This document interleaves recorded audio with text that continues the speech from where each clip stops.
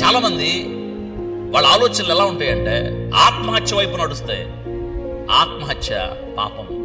ప్రాణాన్ని, జీవాన్ని దేవుడిచ్చాడు, బ్రతకమనిచ్చాడు, జీవించాలి. ముగించడానికి నీకు అర్హత లేదు, ఇది పాపం.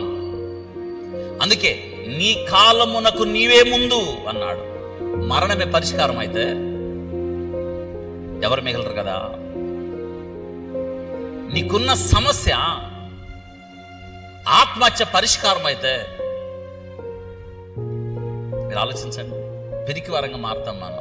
అందుకుగా దేవుడి జీవితాన్ని ఇచ్చాడు. వినండి, చాలా మంది ఆలోచనలు ఎలా ఉంటాయంటే చచ్చిపోదాం, ఇంకా బ్రతకద్దు, వెళ్ళిపోదాం, ఎటైనా ఏదైనా చేసుకుందాం. ఎప్పుడు అలా చేయకండి.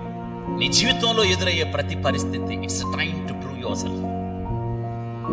నిన్ను నీవు ఏమిటో నిరూపించుకునే